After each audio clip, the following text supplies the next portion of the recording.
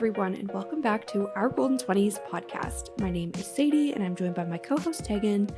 And today we are going to talk all about how to know when to quit your job, as well as give some advice and some tips if you are preparing to quit your job, just what that conversation with your manager should look like, and that sort of thing. But before we jump into that, we are going to do a connection card. So if you're new here, we are using the Get Closer Connection card deck from Intelligent Change. And today's question says, what is your most cherished childhood memory? This one's hard. Yeah.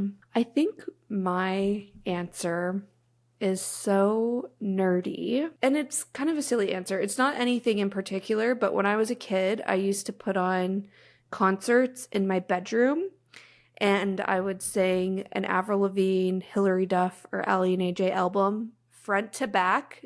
Don't skip any songs, and I would perform it for all of my millions of imaginary fans. I would literally go around the perimeter of my room and like put my hand out and like pretend I was hitting everyone's hand as I like walked around the stage. And in the summertime, we put up our trampoline in the backyard, and then I would perform concerts and do dance routines on the trampoline, sometimes with my friends, sometimes just by myself. I had a lot of imaginary friends when I was a kid, which I don't know what that says about me, but I did. So I feel like I was always just singing, and I love thinking back on that because it was always so fun, and it was just like the best way to like pass the time and like play, I guess. But now as an adult, it still hits when it's like a Friday or Saturday night. I'm at home by myself, blasting my favorite songs, but now I'm like drinking a glass of red wine. And usually I don't act like I'm putting on a concert anymore, but I will just like, if I'm having like a bad week or a stressful day, whatever it is, I will still like dance and just like be absolutely ridiculous. And it just boost my mood so much. So it's funny to be like, some things will never change because that was me as a kid and this is me now. So I don't know. That's the first thing that came to mind for me. Yeah, I love that. I feel like for me, I have a lot of memories of my family camping, which were always really fun. And it's like the sweet spot of being old enough to be able to have like your own little like day adventures, like me and my brothers running around without my parents or like biking around without my parents, but still young enough where we were small to all fit. Like I come from a very big family, and so we still camp, but like we are big people. It's quite a different experience camping now. So it's like I just remember us like all, you know, squished on one bed. And my mom would always read to us. Like I have this memory of her reading Harry Potter and the Goblet of Fire because she read all the books to us. We weren't allowed to read that one until like someone turned a certain age because it starts with a death. And there hadn't really been like an on-page death at that point. So whatever the rule was, we weren't allowed to start it until the summer. And we went camping, and I remember her reading that like opening chapter where, you know, someone dies, and we were all like cuddled together and so scared and just like, oh my God, this is so scary. And it's, yeah, just really funny. Just the thought of like the three of us even being able to fit on one bed is crazy. So yeah, that is crazy to think of now. Yeah. But I love that. And it's so like fun that it was like the camping, but then how it ties into like also Harry Potter and like your parents reading that to all you. Childhood like, memories so lead back to Harry Potter. Whether that's good or bad, I don't know. That's so funny. I love that. What a cute. Awesome. Yeah, at first I was like worried. I was like, oh no, I don't know if I'll be able to think of anything. Yeah. But I love our answers. That's such a cute, wholesome way to kick off a podcast episode. Love that. It's also funny that yours is very like independent and mine is not. Mine's like my whole family was squished together and my mom's reading to me. Yours is like I'm by myself and I am kicking imaginary ass. I have imaginary friends. Who needs real friends? I don't need anyone else. But that is so classic childhood Sadie. Like I literally felt so like misunderstood and I need to like write my song lyrics to like, I don't even know what I was going through, but it was like, music's my outlet. Yeah.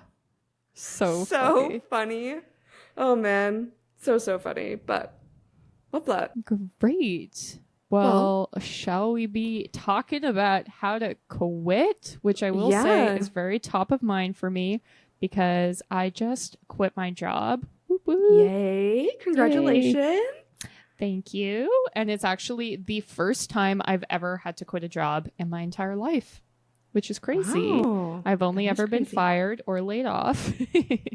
That's Classic, like so, millennial 20s experience. yeah, that's so like more exciting, so much more exciting and like worth Yeah. celebrating. It's such a Yeah. power move to quit your job. Yeah. It was definitely, yeah, an interesting vibe. I was so anxious about it, like the 15 minutes leading up to it, where I was like, I might be like physically sick from how anxious I am. And then, of course, it was fine. Like, this is just classic Tegan behavior. But so now I feel equipped to actually give advice on this because I just did it. I love that so much. I feel I'm in the fortunate position where I've always quit my jobs. Knock on wood, haven't been laid off yet. Again, knock on wood. But it's always hard. And I always find I quit on my terms.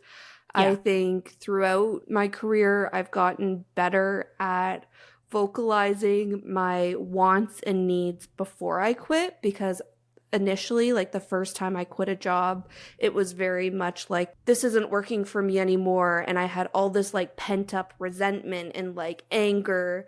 And then when I quit, my boss was kind of like, I had no idea you felt this way. Like, why didn't you tell me? Mm. We could have done something about it. Where the last time I quit, which was just last summer, moved to a different job, I had very, very, very clearly told my boss for like at least 6 months to a year Yeah. exactly what I wanted from the role, exactly what I wanted to take like as my next step.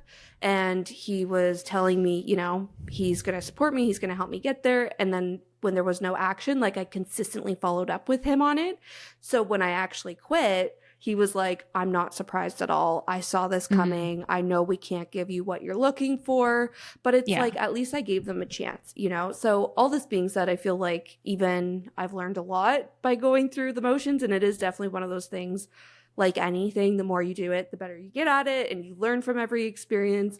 But I think I just want to start kind of on that vein of just reminding you guys listening that you are 100% in the driver's seat of your career and you really need to dictate like the narrative of your career. So it's if you have goals and you have, you know, titles or salary goals in mind, like I think it's really important to talk about that openly and transparently with your manager.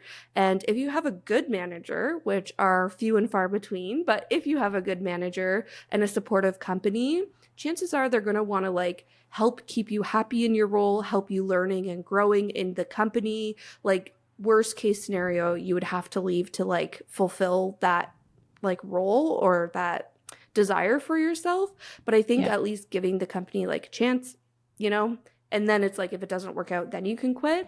But all that being said, just want to kind of start with that because I think a lot of people either feel, first of all, sometimes like loyal to a company where it's like, oh, I've been here so long, or they'd be lost without me, I can't quit, Mm-hmm. or they feel entitled to a promotion just because they've been there for a certain amount of time, or, you know, just they're kind of like waiting for their boss to give them a promotion where it's like, no, you really need to be the one to start these conversations, hold your manager accountable to them, and then take action if that means, you know, quitting your job sometimes, so be it. So yeah, that's my coming in hot with the pep talk. Yeah. No, I love that. That's such good advice. I know, like, I've talked about this before in the past, but the first time I got a title promotion was because I literally asked for it. I was an assistant editor. I said, I'm not assistant editing. I'm actually doing editing. I think my title should be junior editor. And my boss was like, absolutely, that's a great point. We'll change your title tomorrow. And then the other people on my team, when it was announced, were really annoyed because they were like, well, that's almost my title. I've been doing this for, 10 years more than you, and my title's just editor. And one of them actually said to me, well, maybe I should just ask to be a senior editor. And I was like, yeah, you should. Yeah. Like, Yeah, I support you know you what in I that. mean? But Yeah. they were in that situation where they had worked there, 5 years, however long it was. And they were like, well, why is this person who just started getting promotions? And literally it was because I asked. Like the company, they're worried about keeping, the company afloat, making moves. They're not worried about like, oh, this person who started 2 years ago has the same title and only got a 2% raise. Like if you're not advocating for it, it's not top of mind for these people. Like HR doesn't care that you haven't had a title change, you have to be advocating for yourself. And then it also, like if you're an empathetic person, I think takes some of the guilt off of you for leaving. So that was a big thing for me, is I'm like, I don't want to like screw people over by leaving, but if you're voicing that things aren't working and nothing's done to make a change, then it's kind of like the guilt's off your back. You're like, well, I brought it up. Yeah. So there's that element too. Yeah, 100%. I think that's a great way to put it. And I wasn't thinking of the word guilty, but as soon as you said it, I'm like, oh my God, yeah, like that totally resonates. Yeah. I just couldn't put my finger on that emotion. But in any case, thought we would start with knowing when you should quit, and then we'll get into some tips on how to actually quit. So again, I think we've thrown out some ideas here, but for me, I've always, again, been in a very fortunate situation where I've always quit a job because I'm ready to take the next step in my career. So the last time I quit my job, I was very open and honest with my boss that I wanted to manage a team. And when this opportunity came up in my current role to manage a team of 7 people and to have a manager title, and I wasn't doing like executional work anymore, my sole responsibility was managing a team, it made complete sense why I was leaving my old position to accept this new position. I also had a salary number in mind. I will say that this can be really bad advice because I think everybody wants to make a lot of money. So it's important that if you are having a salary goal, it's actually realistic for your industry and the job title. And, you're doing your research. You're not just pulling a number out of thin air being like, I want to make this much money. For me, it was also just like crunching the finances and like seeing, the salary jumps I've made in the past, kind of like what's the next step for me. So all of that really came together to be why I was looking for a new job and then why I ended up quitting my last job. But again, just want to reiterate how all of this I really like voiced to my manager, really tried to make work at my last role. And then it was only a matter of, okay, my manager literally said to me, like, unfortunately, I can't give you a raise. Unfortunately, we're not going to be growing your team. That I was like, okay, you know what? This is giving me now the sign that it's time to quit. And in order to get those things, I need to look at an external opportunity. I think similarly to that is you've learned everything you can out of your role. And it could also be you've learned everything you can from your manager or your mentor, or even just like from the company as a whole. So that was another big thing. At the last company I worked for, I had actually worked for them 2 years prior to restarting there. And I really felt like, you know what? This company's done things the same way ever since I started, like years and years and years ago. I don't think I'm actually going to be learning new experiences by continuing to work here. It's time I actually, for the role and salary reasons I mentioned, but also just to get like a completely new experience from a completely new company. It was time for that. So definitely also supported my decision to quit. And then last thing I want to mention is there's also like lots of research done around this where if you're looking to make a big salary jump, it is more effective to actually quit your role and apply to like or get hired as an external candidate at a new company rather than just climbing the corporate ladder at your existing role. So just like getting promoted within your existing company just shows that, if you're wanting to make salary jumps, which I was, that's also a key sign to quit your job as well. Yeah, 100%. The first sort of things that came to my mind when thinking about like reasons to quit First is you're overworked. This I feel like is classic experience, especially when you're new in your career, where if you find your job is just like stressing you out all the time, you're constantly having to work overtime just to like get the bare minimum done at your job, that means you're overworked. And then especially if you're like dealing with like your team's consistently understaffed, they're never like hiring, people are leaving and then they're not replacing them, or you're dealing with a micromanager, that sort of workplace. If you're starting to feel those effects, that's definitely, I think, a sign it's time to move on. And on the other hand, I also think if you're being underutilized, like, I feel like it's so easy to fall into the trap of, well, I'm just making a paycheck here. Like, I'm comfortable. Right. I don't have to worry about it. And this is where I feel like I see a lot of my friends sort of stuck, and they're stuck in a job they don't like. It makes their weeks drag on because they're barely like even doing work. But this can be, one, really like unsatisfactory for something that you're doing 40 hours a week.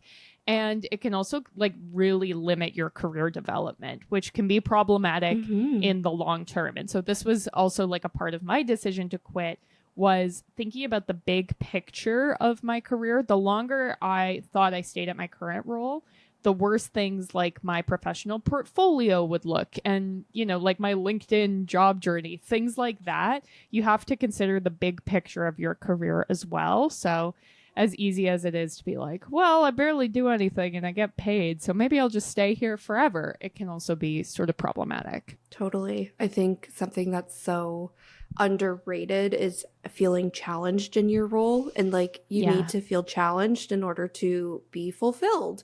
So I totally hear you on the underutilized, and I also think that's when you also start to get like unmotivated, no energy, and then it's also hard to apply for new roles.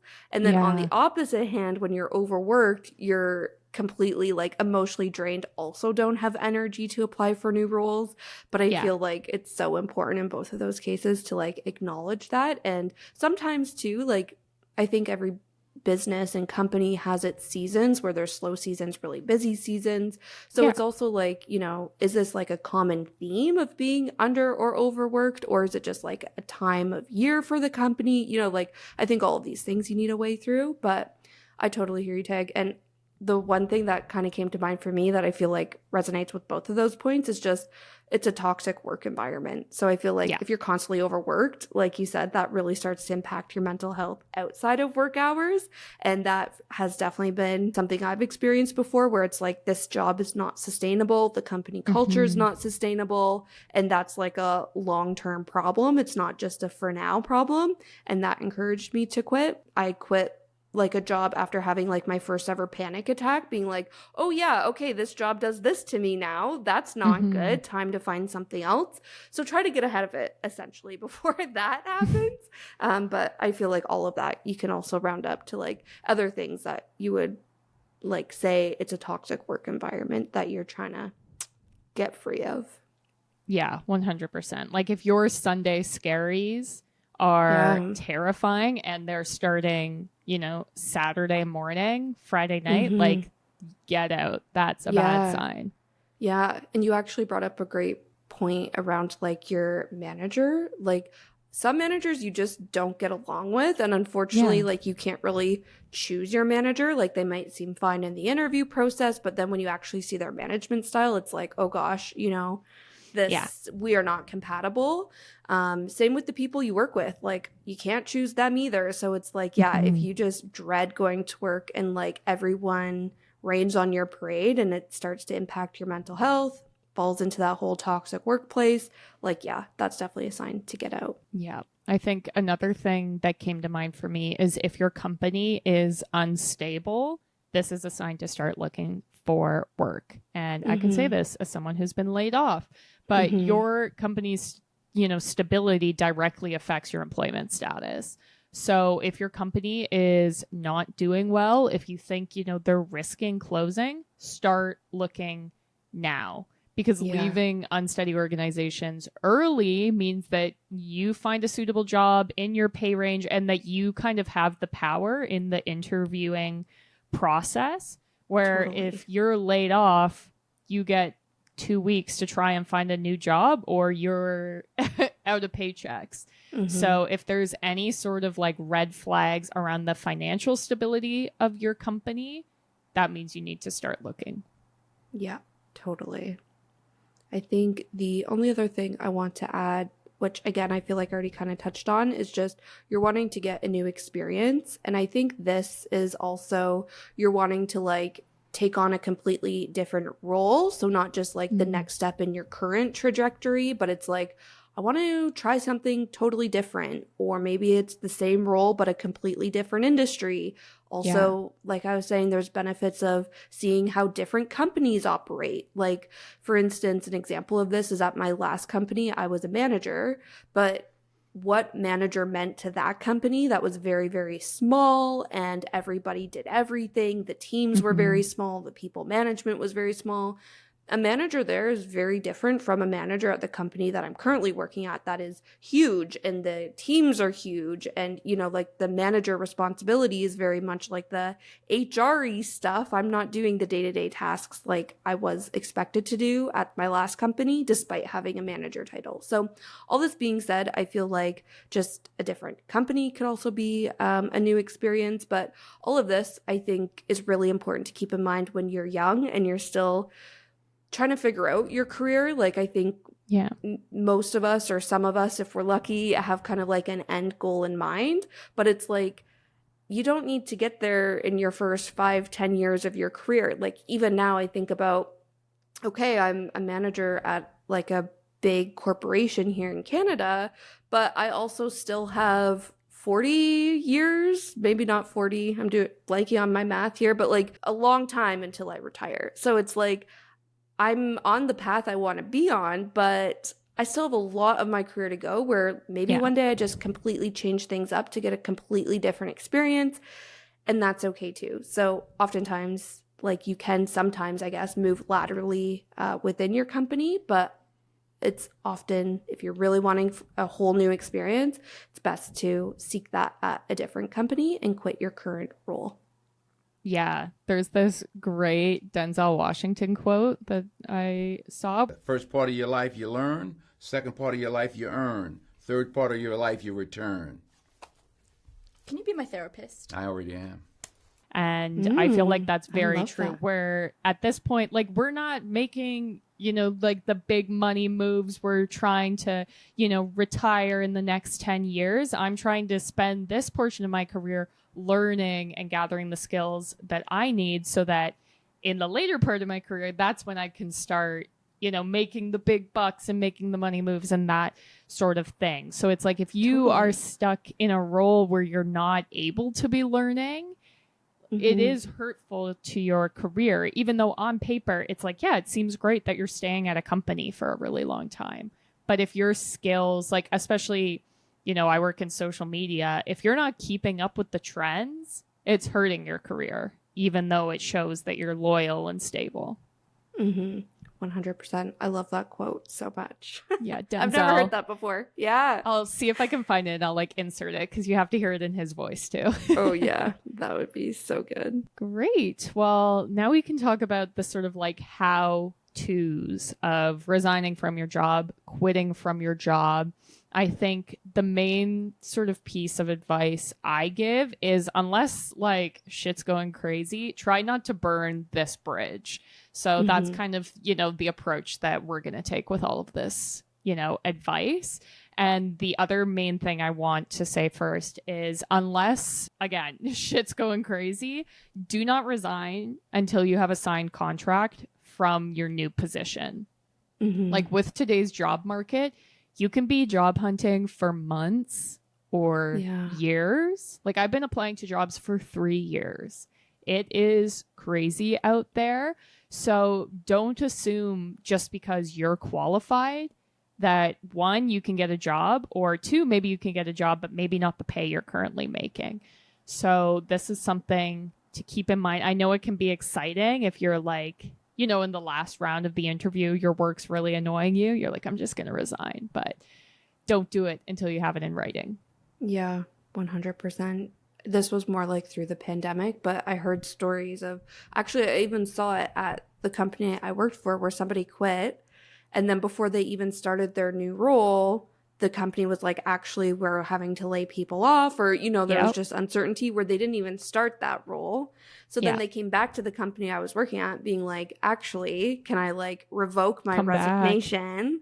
Where obviously that's an extreme case. Like, I feel like they had signed and they still had like kind of changed their mind kind of thing. Yeah. But it's like, try to do as much as you can on your side to mitigate that from happening. Yeah. And oftentimes it's like, just having that signed contract and like, I don't know, covering your bases as much as you can.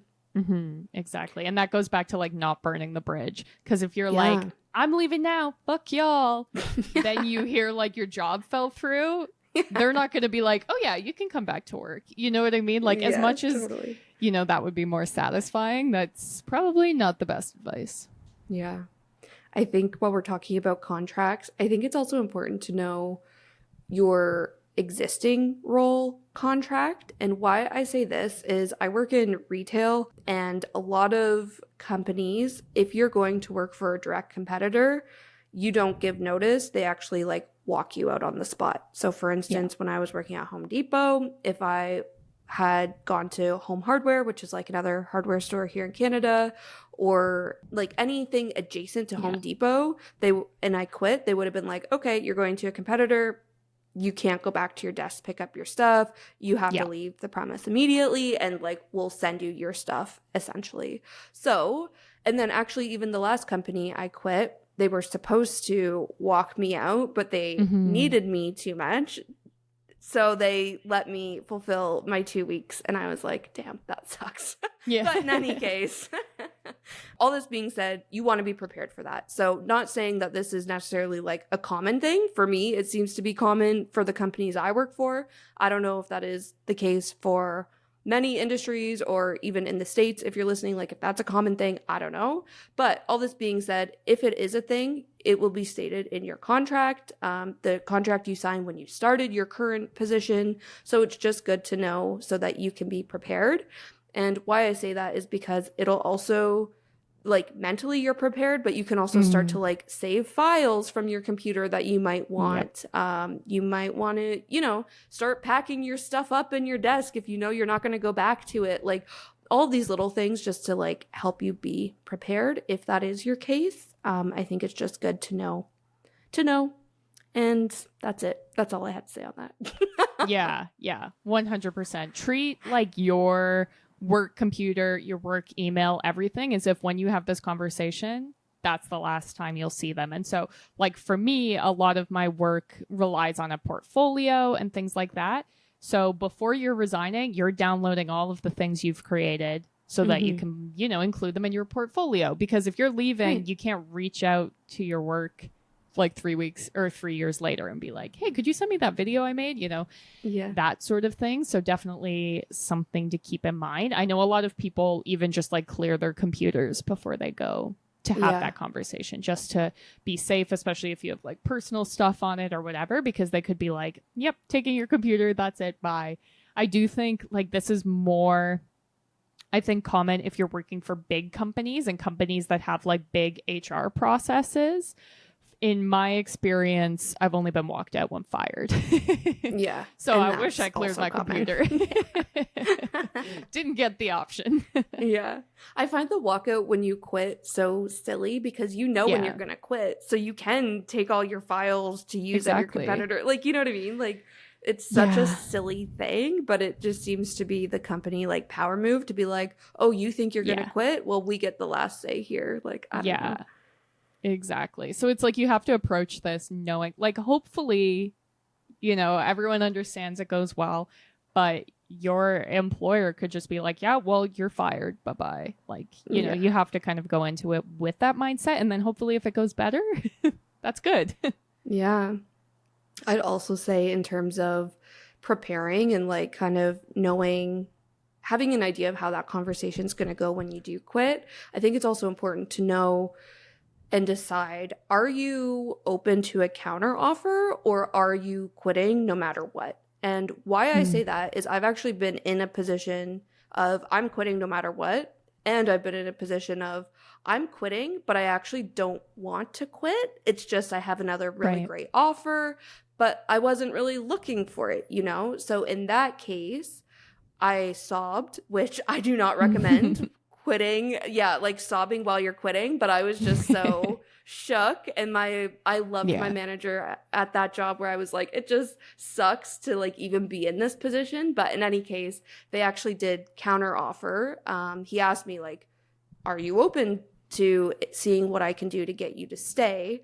And I said yes. And then, you know, he quickly worked some magic, came back a counter offer. So it's like, that might be something that they ask you and you want to be prepared. You don't want to just be like, oh, I didn't even think of that, or just come in super hot and be like, I quit. That's it. Yeah. And then, you know what I mean? So it's like, either if you're open to a counter offer, I think that'll really guide how you approach that conversation. If you're not, maybe you do go in a little bit hotter and just get right to the point and like tell them this is my last day, based on the notice you're giving, whatever.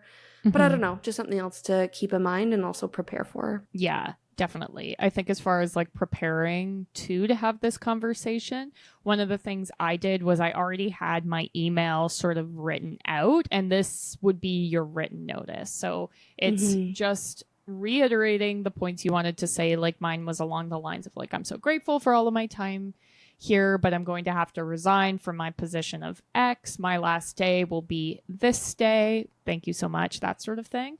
And have that on standby to send basically as soon as your conversation is done.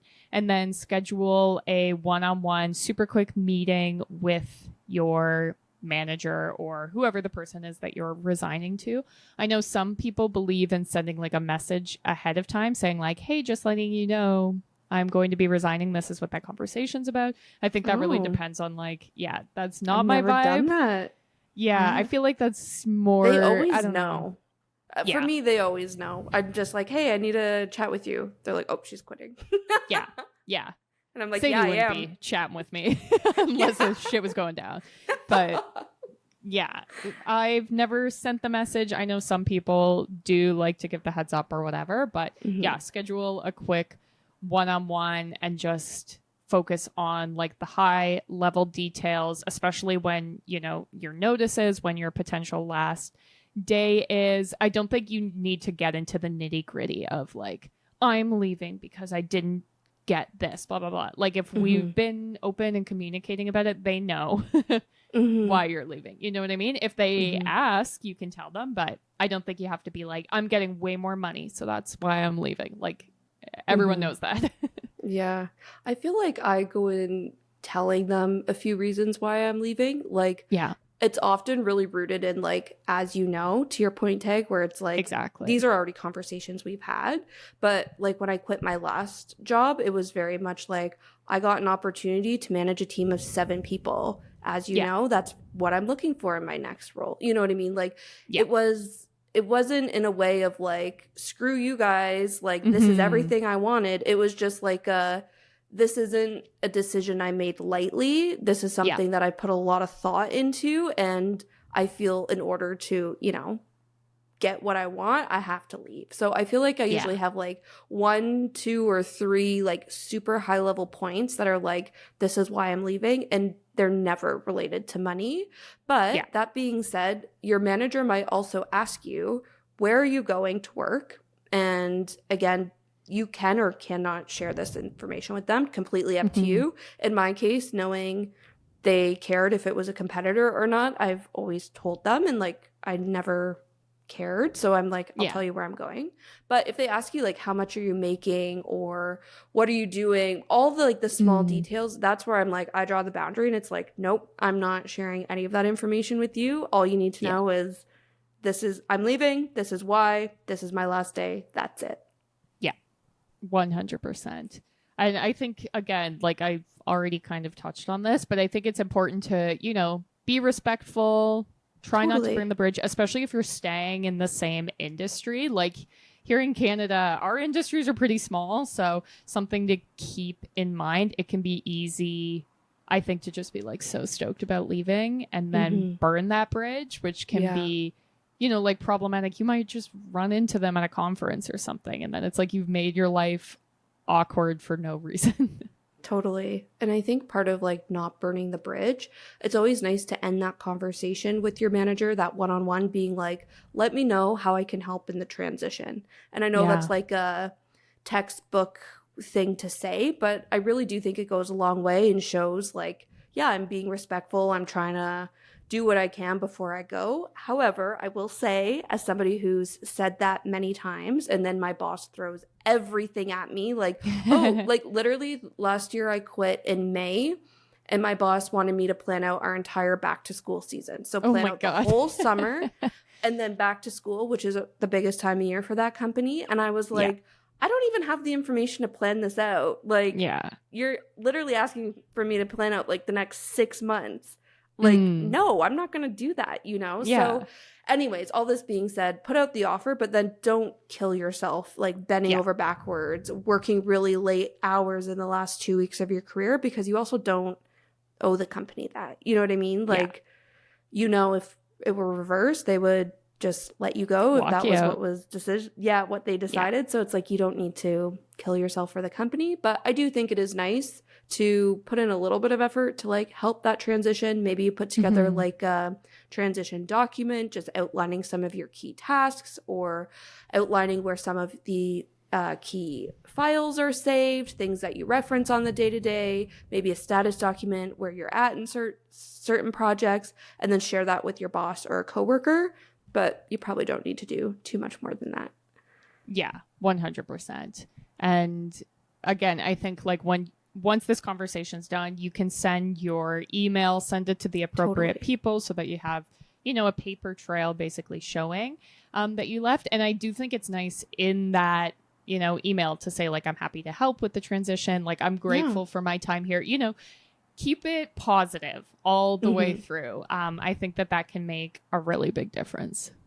I agree. Great. Well, that I think was everything we were going to tell you about when you should quit, how you should quit, all that good stuff. So hopefully you got some helpful tips and tricks. And I do feel like this is something that it's like hard to know how to do. Like, I don't know. I feel like there's so much. Yeah. And like, I see so many TikToks that are like, here's how to prep for a job interview. Here's how to like fix up your resume and stuff. But it's a part of like the job world that isn't really talked about. So hopefully we had some good insights here. If you are thinking about quitting your job, definitely do it. Start looking now, because who knows how long the job hunt will take. I can say from personal experience. So definitely get started on that. Well, I guess that is where we will leave it this week. We put out an episode every other Tuesday, so make sure you're following us and subscribe to us so that you see when those new episodes drop. And you can also follow us on social media. We are at our Golden 20s on almost all the platforms. And we also have a Patreon page, which is the best way to show your support for the podcast for as little as $2 a month. That's everything. So thanks for listening. I'm laughing because I'm like, remember last time I signed off with "see you next time"? Do I say it again? I don't know. See you next time, guys. Perfect. Bye.